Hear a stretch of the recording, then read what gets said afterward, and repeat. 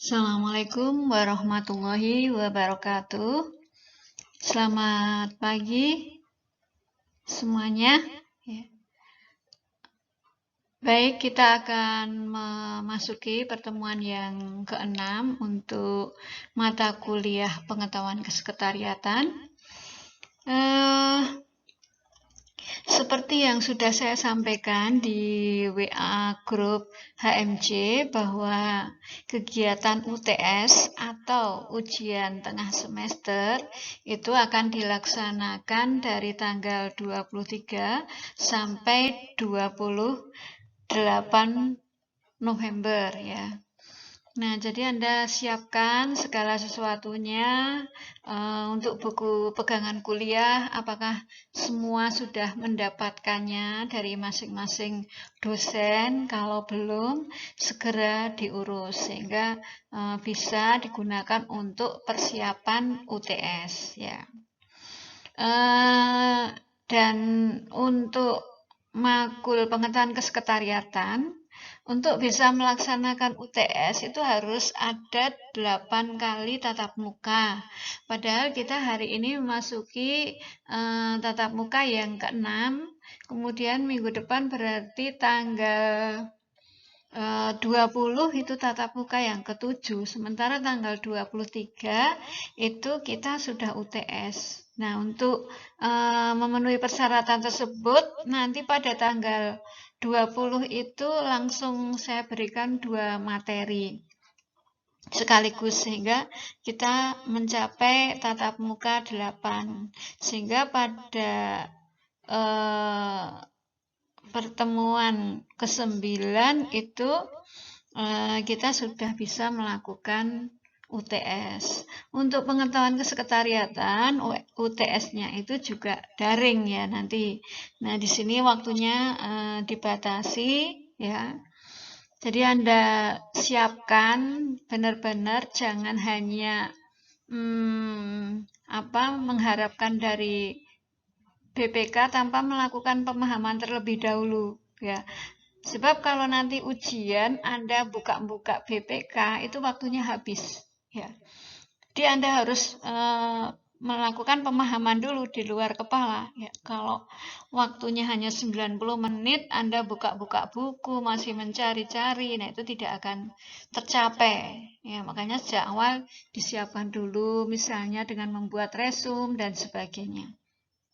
Ya, saya kira itu yang perlu saya sampaikan nanti berkaitan dengan persiapan UTS atau ujian tengah semester ya. Jangan lupa juga tugas-tugas, jangan sampai ada yang kosong karena nanti akan menjadi pembagi ya. Kalau ada yang kosong berarti nanti lebih minimal ya nilainya. Baik, kita membahas tentang materi pada pertemuan ke-6 yaitu konsep tentang staf paripurna, apa itu dan bagaimana bekerja sebagai staf paripurna. Sekretaris yang profesional itu akan berupaya bekerja secara maksimal ya sebagai staf paripurna. Paripurna itu artinya tuntas ya, tuntas, selesai, tidak tertinggal sedikit pun, tidak kurang sedikit pun dari tugas-tugas yang dikerjakan. Nah, apa ciri-ciri utama dari pekerja staf paripurna ini, khususnya untuk sekretaris? Yang pertama adalah sebagai pendukung. Jadi sekretaris itu merupakan pekerjaan yang sifatnya mendukung kegiatan manajemen agar dapat bekerja secara efisien dan efektif ya, sebagai pendukung ya. Artinya sekretaris harus bisa membantu meringankan tugas pimpinan, fungsinya ya. Diharapkan dapat pula membantu pimpinan dalam arti yang luas, yaitu tidak hanya terbatas pada menindaklanjuti tugas-tugas yang telah diarahkan oleh pimpinan, Namun ia juga mampu memberikan saran atau masukan kepada pimpinan dalam memecahkan suatu masalah yang mungkin saja selama ini belum terpikirkan oleh pimpinan. Jadi ada unsur inovatif juga, ada unsur kreativitas juga ya. Kira-kira sekretaris mendapatkan suatu ide yang memudahkan dalam menyelesaikan tugas pimpinan, bisa disampaikan kepada pimpinan ide tersebut ya. Sehingga pimpinan akan merasa mendapat kemudahan dalam menyelesaikan tugasnya ya, dan akan memberi appreciate ya kepada sekretaris tersebut ya. Nah, itu artinya sebagai pendukung. Yang kedua, tidak mengikat ya. Artinya pemikiran-pemikiran, ide-ide dan saran-saran dari seorang staf tidak mengikat pada orang yang dibantunya. Dalam hal ini pimpinan. Jadi pimpinan itu bisa saja menerima ataupun menolak ya. Pemikiran-pemikiran atau ide-ide atau cara-cara yang digunakan oleh sekretaris dalam membantu menyelesaikan pekerjaannya. Ya, dan seorang sekretaris harus berlapang dada jika cara-cara yang dilakukan atau ide-ide yang disampaikan itu tidak diterima oleh pimpinan. Ya. Yang penting dia mempunyai itikat yang baik, yaitu untuk kepentingan pimpinan dan agar pimpinan lebih berhasil di dalam menjalankan tugasnya. Yang ketiga, cirinya adalah tuntas atau paripurna, yaitu arti tuntas di sini satu, tidak mengandung kesalahan, baik kesalahan yang fatal, termasuk juga kesalahan yang kecil-kecil, ya, termasuk salah ketik dan sebagainya dihindari. Nah, ini harus Anda latih dari sekarang ya. Ketika Anda membuat suatu catatan, surat, ya, narasi, deskripsi, tugas dan sebagainya, ditreatment dari sekarang. Jangan sampai ada salah ketik ya. Ketika Anda tahu, benarkan ya, sempurnakan ya, sehingga sudah dilatih sedemikian rupa. Nah, nanti akan menjadi istilahnya moral kerja yang bagus ya. Kalau nggak sempurna kita nggak puas. Nah, seperti itu akan terbentuk dengan sendirinya. Jadi mulai dilatih dari sekarang ya di dalam proses pendidikan ini. Ketika Anda melihat Anda diminta untuk membuat paper atau tulisan, kok masih ada yang salah ya? Nah, itu harus diulangi ya. Tidak masalah menghabiskan kertas, waktu, karena kita masih dalam proses pembelajaran. Ya, memang butuh pengorbanan ya, waktu, tenaga, biaya ya, tapi kita akan memperoleh hasil yang maksimal nanti di dalam diri kita. Nah, kemudian yang kedua, tidak perlu dikoreksi pimpinan, sudah bagus ya, sudah oke. Ya. Yang ketiga, lengkap dengan data pendukungnya. Ya, walaupun ini nanti pimpinan tetap mengoreksi, pasti nggak ada salahnya ya, karena sudah dilihat sedemikian rupa. Yang ketiga tadi ya, lengkap dengan data pendukungnya. Ya, jadi pekerjaannya itu harus benar-benar tuntas, ya, lengkap ya. Sehingga pimpinan diharapkan tinggal menyetujui atau tidak menyetujui hasil pekerjaan dari sekretaris tadi ya. Jadi tidak terlalu memikirkan hal-hal yang tidak penting ya, salah ketik, salah format dan sebagainya. Itu yang dimaksud dengan tuntas atau paripurna. Nah, selanjutnya prinsip-prinsip apa yang harus dikembangkan sebagai staf paripurna? Ini harus ada di dalam diri kepribadian sekretaris. Prinsip-prinsip ini harus melekat. Yang pertama, bertanggung jawab memecahkan masalah. Seorang sekretaris tidak boleh gampang menyerah bila menghadapi suatu masalah. Misalnya, ia mendapatkan tugas insidental, maka ia harus berusaha mencari jalan keluar semaksimal mungkin. harus memiliki rasa sense of responsibility, ya, rasa tanggung jawab. Tidak boleh cepat menyerah. Ya. Bila ia bersikap gampang menyerah, ya, sebelum berusaha keras, ia dianggap tidak bertanggung jawab. Misalnya, ya, sekretaris diminta pimpinan untuk mewakili pertemuan dengan buyer, ya, dari luar negeri, misalnya konsumen dari luar negeri yang akan membeli produk perusahaan, ya. Nah, sementara buyernya tadi berasal dari luar negeri, ya, dari Australia, katakanlah seperti itu. Nah, ini tugas yang tidak mudah bagi seorang sekretaris. Nah, sekretaris yang punya prinsip sebagai staf paripurna bertanggung jawab memecahkan masalah tersebut. Bagaimana ya ini kok bayarnya dari Australia, dari luar negeri? Satu, mungkin dia harus bahasa Inggrisnya harus benar-benar disiapkan.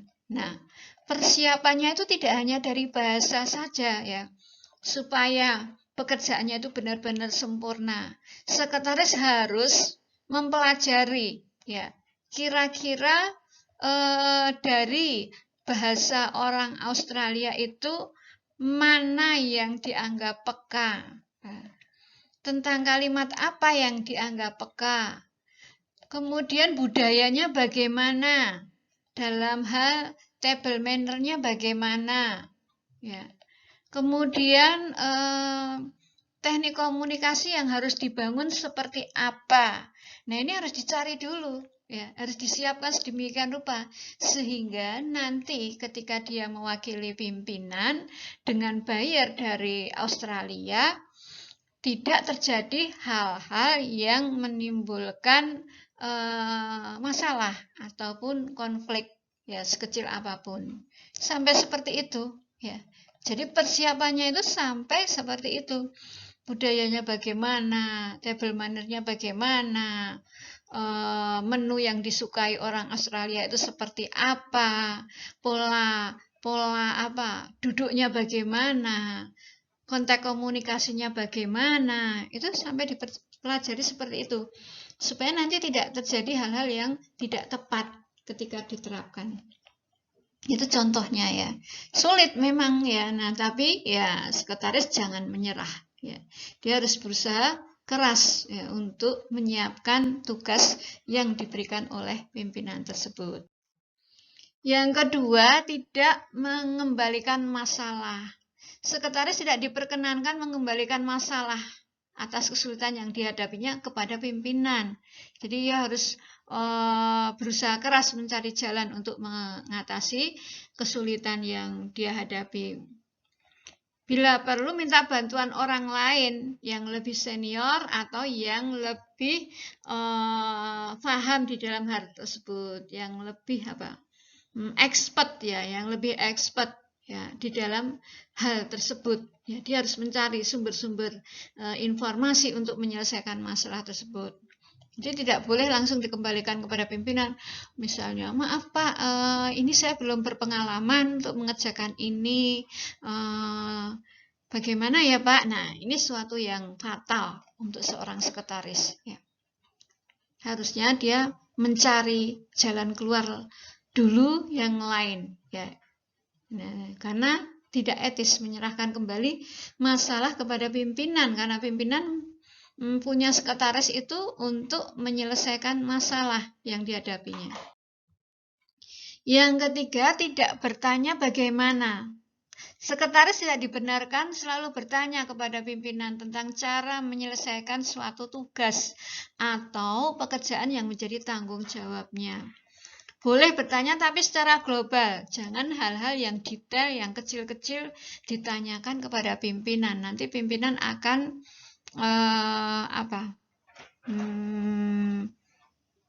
terlalu banyak waktu yang menurut pimpinan tidak penting, ya.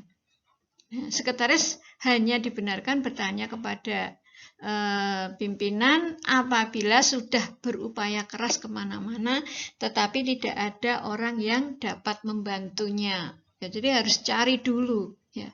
Jangan sampai sedikit-sedikit bertanya kepada pimpinan. Mungkin yang ditanyakan adalah hal yang global saja, ya, garis-garis utamanya aja atau pokok-pokok pikirannya saja. Detailnya tidak boleh ditanyakan, ya, terlalu merepotkan pimpinan.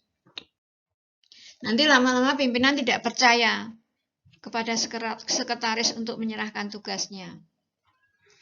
Yang keempat, menyampaikan hasil pekerjaan paripurna. Sekretaris hendaknya menyampaikan hasil pekerjaan yang telah komplit kepada pimpinan. Ya, lengkap, ya, sehingga pimpinan tidak perlu meneliti secara detail. Ya, cukup dibuka-buka secara cepat, kemudian tinggal ditandatangani. Nggak boleh kok sekretaris menyerahkan baru setengah jadi tunjukkan.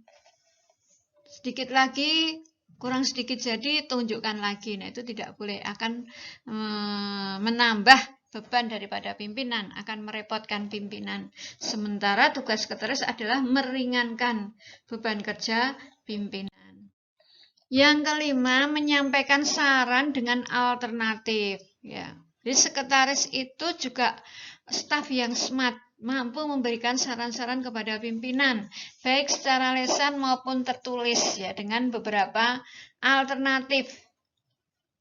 Nah, sekaligus disebutkan kelebihan dan kekurangannya atau keuntungan dan resikonya, ya, sehingga pimpinan bisa memikirkan mana-mana yang bisa dipakai dari saran tersebut dan mana-mana yang tidak bisa dipakai. Nah, ini sekretaris yang benar-benar paripurna, yang smart, ya, sehingga pimpinan itu merasa sangat terbantu, ya, di dalam menyelesaikan tugas-tugasnya.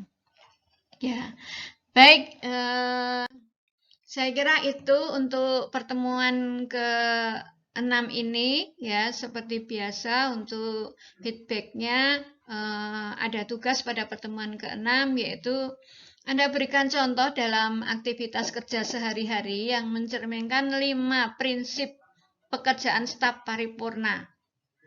Masing-masing prinsip satu contoh konkret loh, ya, dalam pekerjaan sehari-hari. Tadi sudah diberi contoh Bulia, jangan ditiru, ya. Anda cari ide yang lain, ya. Tadi kan ada yang saya beri contoh, ya.